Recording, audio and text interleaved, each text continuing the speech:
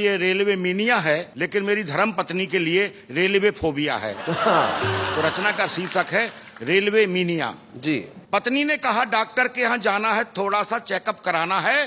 शाम पत्नी को डॉक्टर के यहाँ ले जाकर मैंने कहा दिखाइए। उसने रोनी सी सूरत बना के कहा आप आगे आइए, मेरा तो बहाना था, दरअसल आपको दिखाना था। बहुत बढ़िया। डॉक्टर साहब एक कवि सम्मेलनों में जाते हैं, सप्ताह में 2 दिन के लिए घर आते हैं, महीने में 20 दिन बाहर रहते हैं, लगातार रेल यात्रा के वातावरण को सहते हैं। इस बार घर आते ही कमाल किया, 4 फीट चौड़े पलंग को काटकर 2 फीट का कर दिया। बहुत बढ़िया, क्या बात। शाम अटैची को सांकल से बांधकर ताला लगाते हैं। अच्छा, सांकल से बांध के ताला लगाते हैं। तकिए में हवा भरते हैं। हाँ। चप्पलें सिरहाने रखते हैं। हाँ। कमरे का ट्यूबलाइट अलग किया, उसकी जगह 0 वाट का बल्ब लगा दिया। टेप रिकॉर्डर से फिल्मी गानों का कैसेट निकाल, रेलवे अनाउंसमेंट, गाड़ी चलने की ध्वनि, घंटी की घनघनाहट और गरम चाय समोसा की कर्कश आवाज का कैसेट लगाते हैं। मूंगफली के छिलके पलंग के चारों ओर फैलाते हैं। मैं तो रात भर जागती हूँ और ये आराम से सो जाते हैं। वाह वाह, क्या बात है। पता नहीं कैसी जिंदगी जीते हैं, कप में चाय दो तो कुल्हड़ में पीते हैं। अच्छा। एक रात मेहमान आए तो मैंने इन्हें जगाया, इन्होंने करवट बदली और मेरे हाथ में रेलवे टिकट और 50 रुपए का नोट थमाया। बहुत बढ़िया, बहुत बढ़िया। मैंने कहा ये क्या है, तो बोले आप ही रख लेना। हाँ। रसीद नहीं बनाना, 4 रात का जागा हूँ, कटनी आए तो ख्याल से उठाना। हाँ। पिताजी से दहेज में मिला सोफा सेट, आधे दामों में बेच आए, बदले में 2 लंबी सीमेंट की बेंच खरीद लाए। अच्छा। बेडरूम में लगी पेंटिंग्स को अलग किया, उनकी जगह है भारतीय रेल आपकी संपत्ति है, जंजीर खींचना अपराध है लिखवा दिया।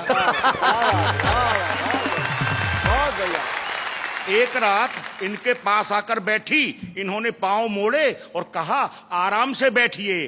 डॉक्टर साहब बताने में शर्म आती है, लेकिन इलाज कराने में शर्म कैसी, अब आपसे क्या छिपाना है। इन्होंने मुझसे पूछा बहन जी आपको कहाँ जाना है। मुझसे पूछा बहन जी आपको कहाँ जाना है। डाइनिंग टेबल पर खाना खाने से मना करते हैं, पूड़ियाँ मिठाई के डिब्बे में और सब्जी प्लास्टिक की थैली में भरते हैं, फिर अपने 2 फुटिया पलंग पर बैठकर खाते हैं। पता नहीं क्यों बीच बीच में हिलते भी जाते हैं। एक रात मेरे भाई और पिताजी आए, दोनों इनकी हरकतों से लजाए।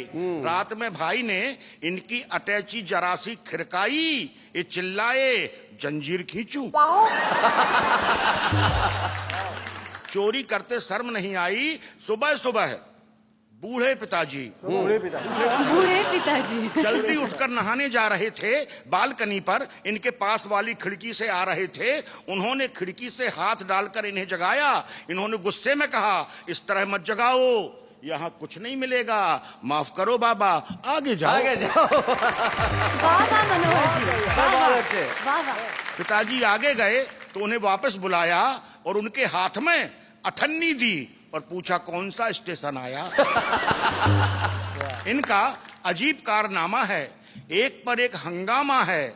अभी कबाड़ी के यहाँ से एक पुराना टेबल फैन मंगवाया और छत पर लटके अच्छे खासे सीलिंग फैन को उतारकर उसकी जगह पुराना टेबल फैन लटकाया।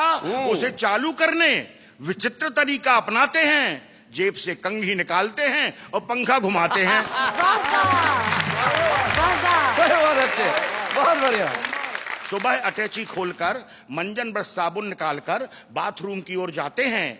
मैं कहती हूँ ठहरो, बेटा गया है, तो वहीं लाइन लगाते हैं। इनके साथ जिंदगी कैसे कटेगी हमें सोच के डरते हैं, और ये 7 जन्म की बात करते हैं। हम तो एक ही जन्म में पछताए और भगवान किसी युवती को ऐसी रेल यात्रा करने वाले कवि की पत्नी न बनाए। वाह वाह वाह वाह, बहुत